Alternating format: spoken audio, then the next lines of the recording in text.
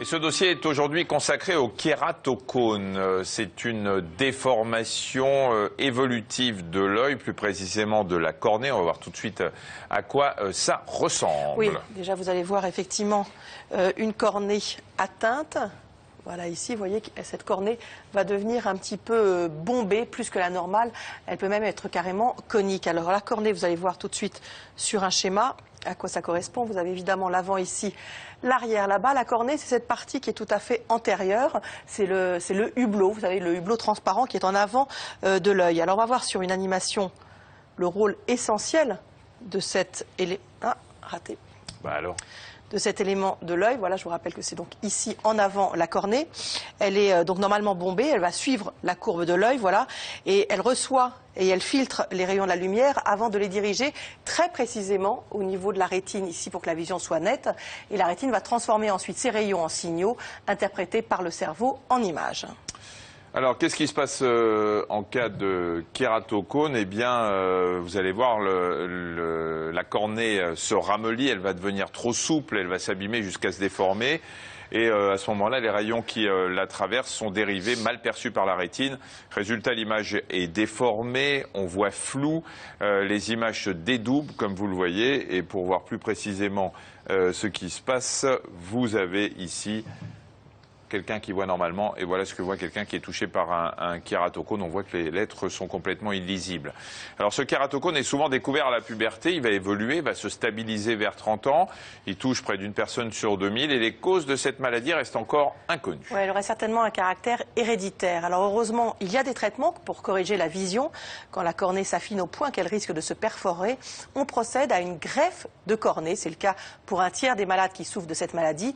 Et puis autre solution, c'est l'implant d'anneau cornéen qui sert à rééquilibrer la forme de la cornée et à pallier les déformations.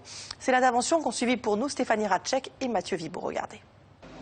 Dans quelques minutes, les défauts de la cornée de ce patient atteint de kératocone seront oubliés.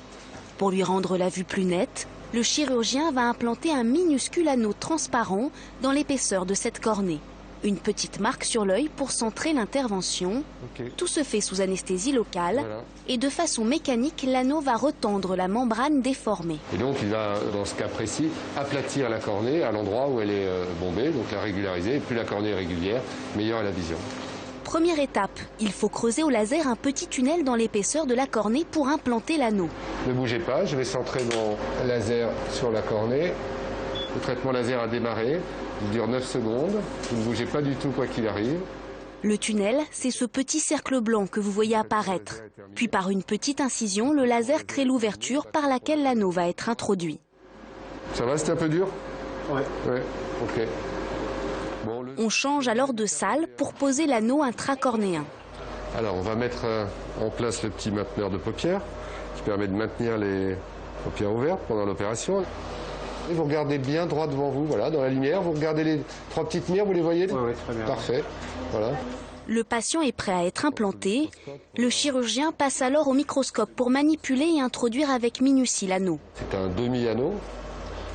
Voilà, donc on va glisser cet anneau tout doucement dans le petit tunnel qui a été fait par le laser. Cet anneau est fait de la même matière que les implants utilisés pour les cataractes et est parfaitement toléré par l'œil. On va le descendre encore de quelques degrés.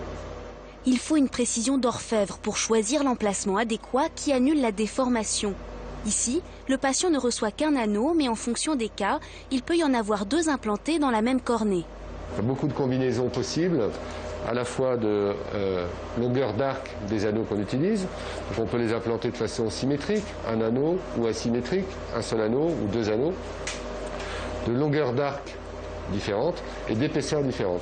Et tous ces paramètres nous permettent, en fonction du type de kératocone auquel on s'adresse et en fonction du défaut de vision des patients, d'apporter la meilleure correction possible et de customiser en quelque sorte l'implantation des anneaux au kératocone du patient. Une fois posé, l'anneau ne bougera plus. Le tunnel va cicatriser rapidement. Un simple pansement et un traitement collier antibiotique suffisent. C'est une intervention qui n'est pas douloureuse puisque l'anneau est implanté dans l'épaisseur de la cornée, comme s'il était implanté sous la peau, donc on ne le sent pas du tout après l'intervention. Il faut conduire? Demain?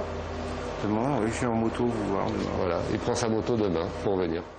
Armé de nouvelles lunettes protectrices, le patient peut déjà rentrer chez lui. Il devra attendre le lendemain pour les retirer et récupérer totalement sa vision. Effectivement, la technique des anneaux existe depuis une vingtaine d'années et donc elle permet souvent de récupérer une bonne vision. Mais dans la plupart des cas, il faut quand même compléter par une correction avec des lunettes. Alors jusqu'à récemment, on savait comment corriger les effets de la maladie, mais on ne savait pas comment la freiner. Le problème, c'est que certaines formes sévères de kératocone évoluent très vite et peuvent aboutir à la perte quasi totale de la vision. Ce sont celles qui touchent les adolescents et les jeunes adultes. Mais depuis un peu plus de 5 ans, une nouvelle technique permet de bloquer l'évolution du kératocone. C'est le cross-linking. Cette technique permet de rigidifier la couche principale de la cornée, ce qu'on appelle le stroma, qui a été ramolli par le kératocone. Alors la technique est simple, il s'agit d'une réaction chimique à un produit qui va se mettre à faire durcir la cornée. On va voir ça tout de suite en image, regardez comment ça se passe.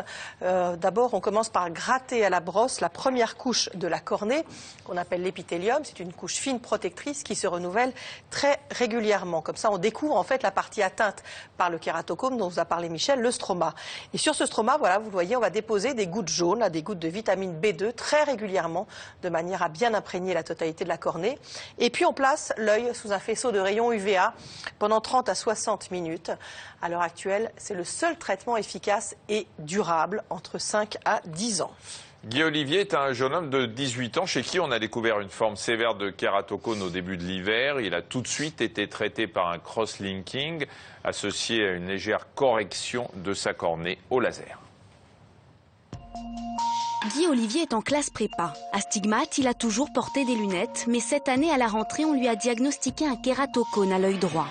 Lorsque j'allais à l'école, par exemple, j'avais du mal à fixer tout ce qui était au tableau et finalement, de plus en plus, j'avais l'impression que je perdais vraiment de ma vision. Lorsqu'on voit que sa vue baisse radicalement et qu'en plus de ça, on nous apprend justement que c'est une maladie qui est plutôt grave, c'est vrai que c'est un peu dur à appréhender dès le début.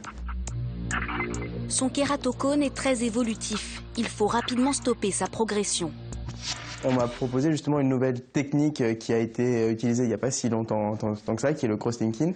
Et alors c'est vrai que l'opération pour le coup elle dure assez longtemps, elle dure 1 heure, donc il faut pas du tout bouger, il faut être très très patient, très stable, il faut essayer de relever la tête au maximum, de bien rester dans l'objectif. On nous met un point à fixer, il faut vraiment le fixer, sinon ça marche pas, donc il faut vraiment pour le coup être concentré. Pendant l'intervention on ne sent rien.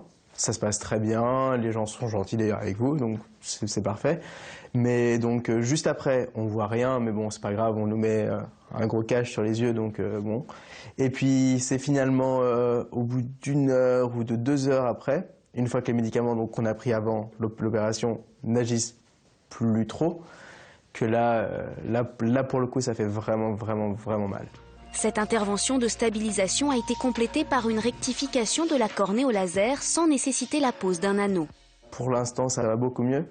C'est-à-dire que j'ai plus mal.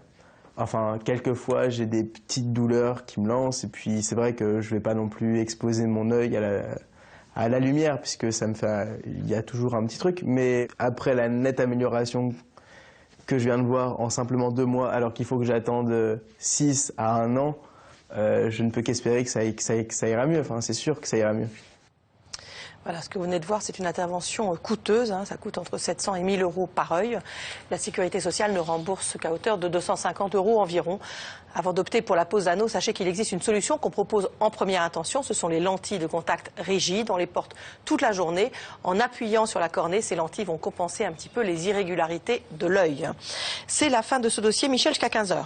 Les chroniques.